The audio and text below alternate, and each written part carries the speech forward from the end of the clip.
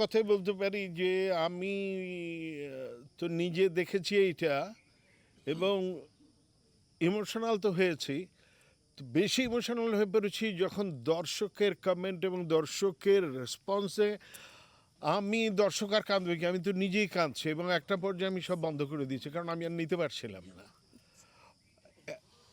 বিভিন্ন এবং এখনও কন্টিনিউয়াস সারা পৃথিবী থেকে, শুধু যে আমাদের বাংলাদেশের মানুষ বলবো, মানে বাঙালি ভাষাভাষী সারা পৃথিবী, কানাডা বলেন, আমেরিকা বলেন, ইউরোপের বিভিন্ন দেশ থেকে বলেন, মানে এত আমি এটাকে মানে এটাকে নাটক বলবো, মানে আমি ঠিক আসলে বুঝতে পারছি না যে কোন ভাষায় এটা বলা যায় যে মানুষের ভেতরে এমনভাবে এটা ঢুকেছে, নাটকের চাইতেও বেশি কিছু, অভিনয়ের চাইতেও বেশি কিছু মানুষকে এত স্পর্শ করেছে এবং কোনোটাই কোনো কাল্পনিক কোনো বিষয় না। আমি আসলে বিষয়টা ঠিক গুছিয়ে বলতেও পারছি না, আমি এখনও ইমোশনাল।